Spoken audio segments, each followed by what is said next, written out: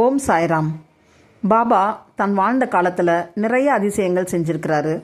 ஸ்ரீ சாய் சச்சரிதம் புத்தகத்திலிருந்து அவர் செஞ்ச அதிசயங்களில் ஒரு கதையை இந்த வீடியோவில் பார்க்கலாம். பாபா தன் பக்தர்களின் மனதிற்குள் நினைக்கும் ரகசிய எண்ணங்களை எப்படி அறிந்து கொள்வார் மற்றும் காக்கா மகாஜனி என்ற பக்தரின் கதையை இந்த பதிவில் பார்க்கலாம். மும்பையை சேர்ந்த காக்கா மகாஜனி என்பவர் பாபாவின் மிக விசுவாசமான பக்தர். ஒரு முறை அவர் ஷீரடிக்கு வந்து சில நாட்கள் தங்கி பாபாவிற்கு சேவைகள் செய்து வந்தார். அன்றைய தினம் மசூதியில் மற்றொரு பக்தர் பச்சையாக வெங்காயத்தை நறுக்கி சாப்பிட்டு கொண்டிருந்தார்.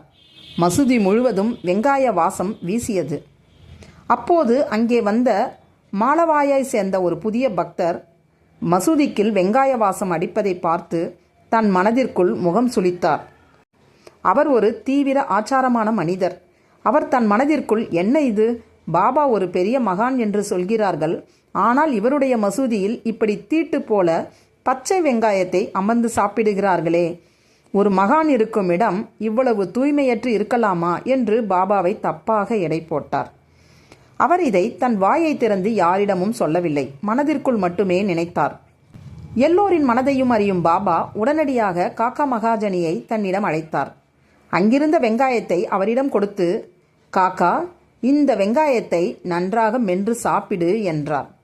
காக்கா மகாஜனிக்கு அன்று ஒரு முக்கிய விரத நாள். அவரும் ஆச்சாரமானவர். இருந்தாலும் பாபாவின் வார்த்தையே வேதம் என்று நினைத்து தன் மனதில் எவ்வித கேள்வியோ தயக்கமோ இன்றி அந்த வெங்காயத்தை வாங்கி ஆசையோடு சாப்பிட தொடங்கினார்.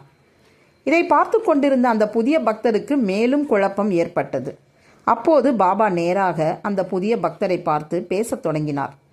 அப்பா, இங்கே பார், வெங்காயத்தை சாப்பிடுபவன் அதை ஜீரணித்து விடுகிறான்.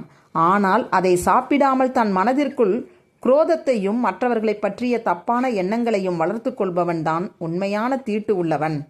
வெளியில் தூய்மையாக இருந்து என்ன பயன்? உள்ளம் தூய்மையாக இருக்க வேண்டும் என்றார். மேலும் பாபா தொடர்ந்து காக்கா மகாஜனியை பார்த்து, காக்கா, வெங்காயம் எப்படி இருக்கிறது என்று கேட்டார். அதற்கு காக்கா மகாஜனி, பாபா, நீங்கள் கொடுத்ததால் இது எனக்கு பழ அமுதம் போல மகா சுவையாக இருக்கிறது என்றார். தன் மனதிற்குள் நினைத்ததை அப்படியே பாபா வெளிப்படுத்தியதைக் கண்டு அந்த புதிய பக்தர் அதிர்ந்து போனார். வெளி வேஷங்களை விட குருவின் வார்த்தைக்கு கீழ்ப்படிவதும் அகத்தூய்மையும் தான் ஆன்மீகத்திற்கு முக்கியம் என்பதை அவர் உணர்ந்து பாபாவின் கால்களில் விழுந்து மன்னிப்பு கேட்டார். இந்த கதை நமக்கு என்ன உணர்த்துதுன்னா, பாபா நம்முடைய வெளிப்படையான சடங்குகளை பார்ப்பதில்லை, நம் மனதின் தூய்மையையும் குருவின் மீது நாம் வைத்திருக்கும் அசைக்க முடியாத நம்பிக்கையையும் மட்டுமே பார்க்கிறார். நாம் மனதில் நினைக்கும் ஒவ்வொரு எண்ணத்தையும் அவர் அறிவார். ஸ்ரீ சாயியை பணிக.